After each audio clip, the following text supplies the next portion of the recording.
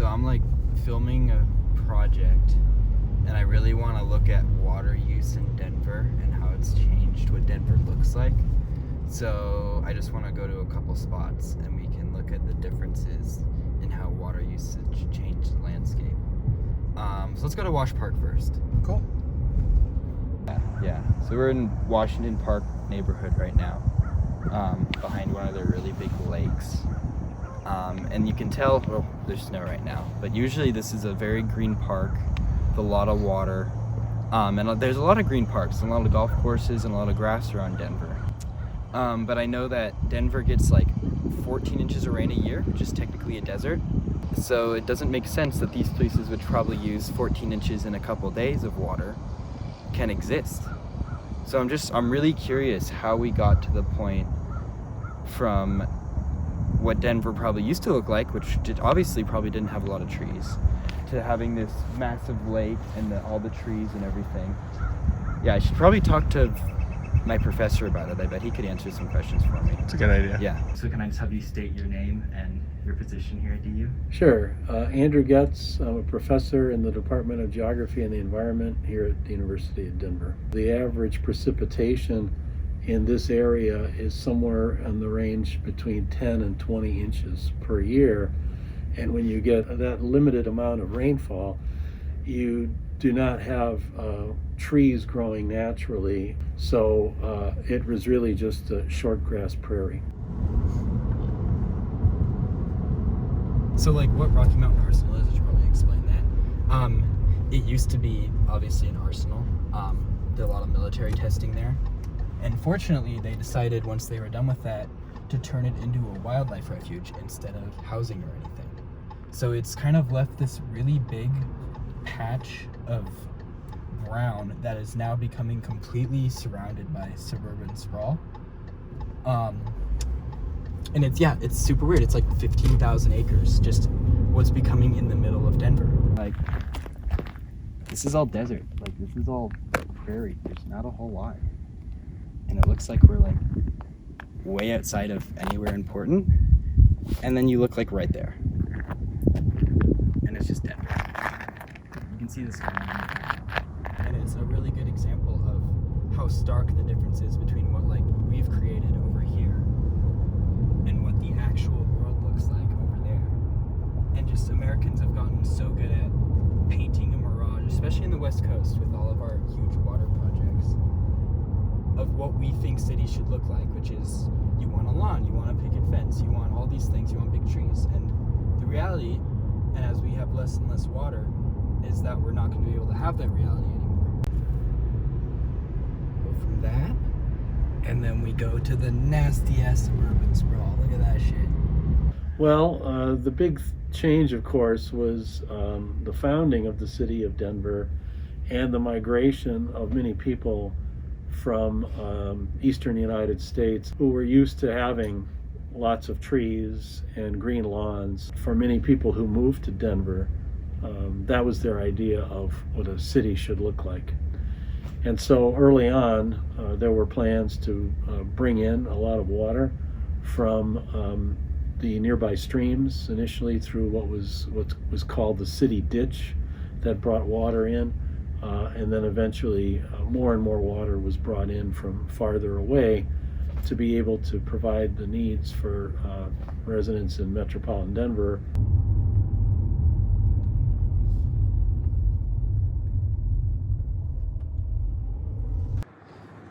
So this is Dillon Lake.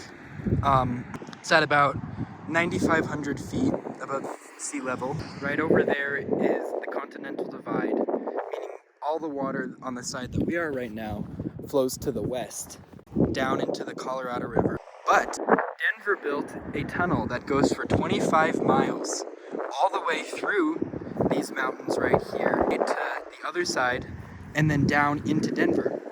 So what would Denver and western cities look like if we didn't have the Colorado Rockies snowmelt?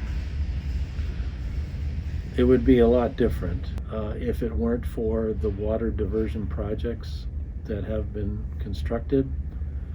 Many of the cities of the Southwest, and Denver included, rely upon Colorado River Basin.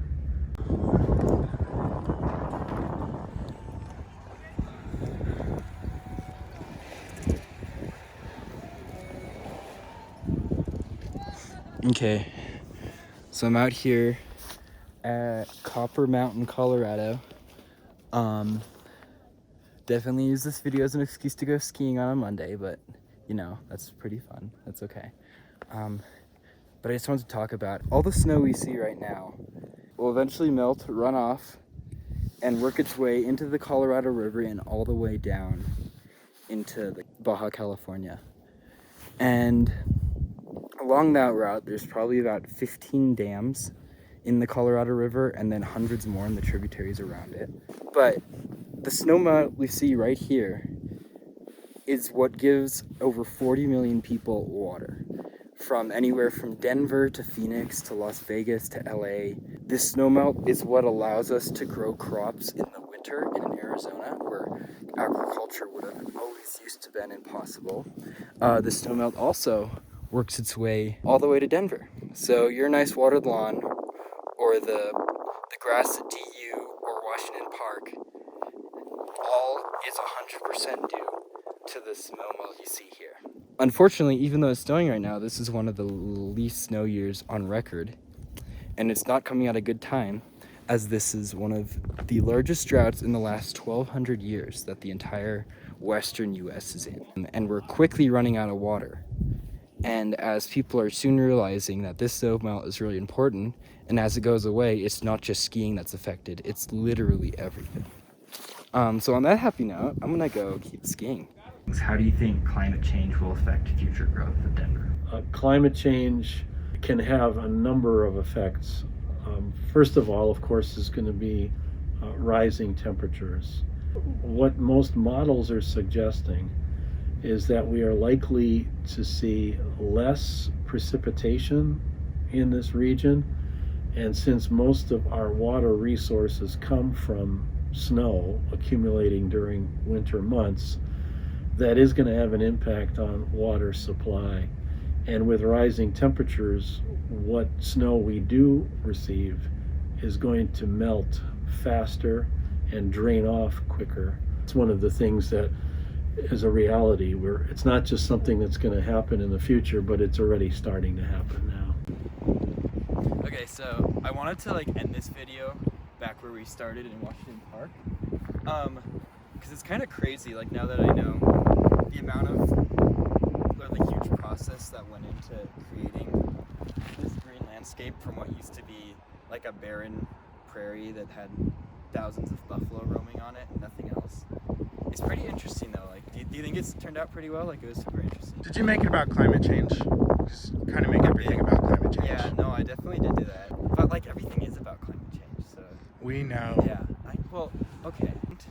And especially as just the landscapes we've created are gonna slowly come unraveled because of climate change, I feel like it's just a very important thing to talk about.